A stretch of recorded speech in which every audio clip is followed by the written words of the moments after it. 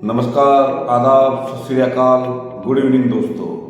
दोस्तों मैं आपका साथी लव कुमार एडवोकेट और स्वागत करता हूं आप सभी का मेरे YouTube channel love Kumar blogs पर। दोस्तों, हमने अपने YouTube channel love Kumar blogs पर एक नई प्लेलिस्ट बनाई है जिसका हमने नाम रखा है इंडियन क्राइम सीरीज। दोस्तों, इस क्राइम सीरीज के अंदर हम आप लोगों को जो इंडिया के अंदर क्राइम होते हैं उनकी कहानी सुनाएंगे। तो हैदराबाद से खबर आती है कि पुलिस 4 अपराधियों को लेकर जा रही थी और उन्होंने पुलिस के हथियार छीनकर उन पर फायरिंग की और जवाबी कार्रवाई में पुलिस ने चारों मुजरिमों का एनकाउंटर कर दिया। जैसे ही यह खबर सोशल मीडिया पर वायरल होती है, न्यूज़ चैनलों पर आती है, तो लोग पुलिस की तारीफ करना शुरू कर देते हैं, क्योंकि उन अपराधियों ने एक ऐसा अपराध किया था जिससे लोगों की आंखों में आंसू थे और लोगों में इतना आक्रोश बना हुआ था कि लोग न्यायपालिका से उन अपराधियों के लिए फांसी की सजा की मांग कर रहे थे। लेकिन कुछ समय के बाद जब माननीय सुप्रीम कोर्ट के द्वारा जांच करवाई जाती है, जिसमें जो पुलिस की कार्रवाई है वो संदिग्ध हो जाती है और सभी पुलिस वालों के खिलाफ कानूनी कार्रवाई शुरू कर दी जाती है। दोस्तों, ऐसा क्या हुआ था कि पुलिस के ऊपर इतना दबाव था कि उन्होंने उन अपराधियों का एनकाउंटर करना पड़ा और लोग इतने आक्रोशित क्यों थे कि वो न्यायपालिका से उन अपराधियों के लिए फांसी की सजा की मांग कर रहे थे।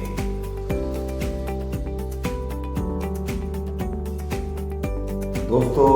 यह घटना तेलंगाना प्रदेश के एक शहर हैदराबाद की है,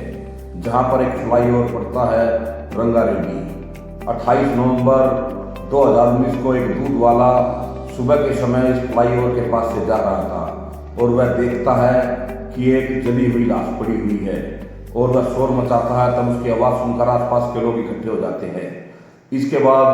पुलिस को सूचना दी जाती है और लगभग 2 थानों की पुलिस घटनास्थल पर पहुंच जाती है।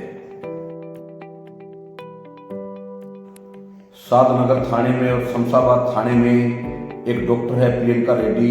उनकी गुमशुदगी की दरखास्त दी जाती है और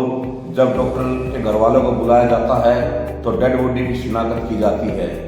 और उस शिनाख्त के दौरान उसके घर वाले बताते हैं कि यह उनकी बेटी प्रियंका रेड्डी है। डॉक्टर प्रियंका रेड्डी, जिसका क्लिनिक शमशाबाद में था और उसके घर से उसके क्लिनिक की दूरी लगभग 37 किलोमीटर की पड़ती थी और वह हर रोज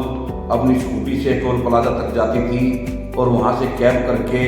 अपने क्लिनिक पर जाती थी और वापसी में कैब के द्वारा टोल प्लाजा पर आ जाती थी और वहां से अपनी स्कूटी उठाकर अपने घर पर आ जाती थी। यह उसकी डेली की दिनचर्या थी। 27 नवंबर 2019 को समय करीब रात्रि के लगभग 9 बजे doctor Priyanka Reddy toll plaza से अपनी स्कूटी को लेकर अपने घर की तरफ चलती है और जब वह कुछ दूरी पर चलती है तो उसकी स्कूटी में पंक्चर हो जाता है और वह हैदराबाद से बेंगलुरु वाली सड़क पर स्कूटी को धकेल कर चलती है, लेकिन रास्ते में उसे कोई भी पंक्चर वाला दिखाई नहीं देता। जब वह कुछ दूरी तक जाती है तो रास्ते में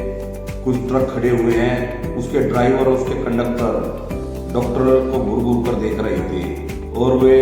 डॉक्टर के पास आकर बार बार कह रहे थे कि मैडम, क्या हम आपकी कुछ मदद कर सकते हैं। उनकी हरकत को देखकर डॉक्टर प्रियंका रेड्डी घबरा जाती है और वह अपनी बहन दिशा रेड्डी को फोन करके बताती है कि उसकी स्कूटी में पंक्चर हो चुका है और आसपास के लोग उसे घूर रहे हैं। उसके मन में एक अजीब सा डर बना हुआ है। तब उसकी बहन उसे कहती है कि वह टोल प्लाजा पर अपनी स्कूटी को वापस खड़ी कर दे और वहां से कैब कर अपने घर पर आ जाए। लेकिन डॉक्टर प्रियंका रेड्डी अपनी बहन से कहती है कि उसके लिए स्कूटी बहुत जरूरी है, वह स्कूटी को वहां पर नहीं खड़ी कर सकती। तभी एक युवक, जिसका पहनावा ठीक ठाक था, डॉक्टर प्रियंका रेड्डी के पास आता है और कहता कि मैडम, पास में एक पंक्चर वाला है, यदि आप कहें तो वह आपके स्कूटी की पंक्चर लगवाकर आपको वापस ला कर दे देगा। और प्रियंका रेड्डी उसको अपना स्कूटी दे देती है और वह मैडम की स्कूटी को लेकर कुछ देर में वापस आता है और वह आकर बताता कि पंक्चर वाला जा चुका है, लेकिन कुछ ही दूरी पर एक पंक्चर वाला और है।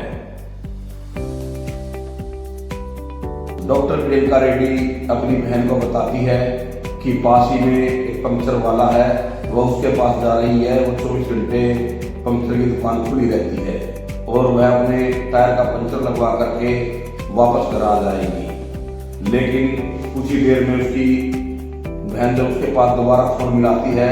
तो डॉक्टर का फोन स्विच ऑफ हो जाता है और लगभग 2 घंटे का समय बीत जाने के बाद भी जब डॉक्टर का फोन ऑन नहीं होता तब उसके घर वालों को चिंता होती है और वो शादनगर थाने में जाते हैं। लेकिन वहाँ की पुलिस बताती है कि जिस एरिया में आप बता रही हैं वह एरिया शादनगर थाने में नहीं आता, इसके लिए आपको शमशाबाद पुलिस स्टेशन में जाना होगा। तब प्रियंका रेड्डी की बहन उसके माता पिता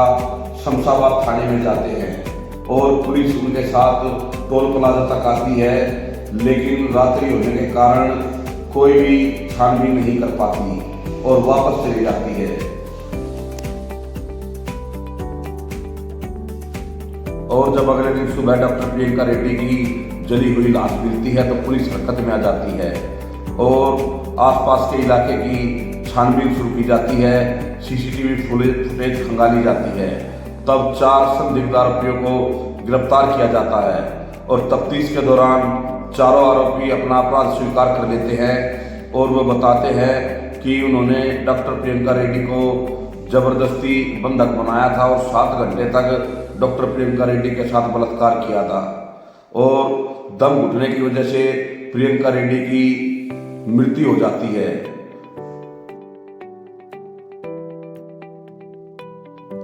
पोस्टमार्टम की रिपोर्ट आने के बाद इस बात की पुष्टि हो जाती है कि इन चारों ने ही डॉक्टर प्रियंका रेड्डी के साथ बार बार बलात्कार किया था। 6 नवंबर 2019 को जब पुलिस आरोपितों को घटनास्थल पर लेकर जाती है तो ये मुजरिम वहां से फरार होने की कोशिश करते हैं और ये पुलिस के हथियारों को छीनकर पुलिस पर फायरिंग करते हैं और जवाबी कार्रवाई में पुलिस इनके ऊपर कार्रवाई करती है, जिसमें गोली लगने की वजह से इन चारों की मृत्यु हो जाती है।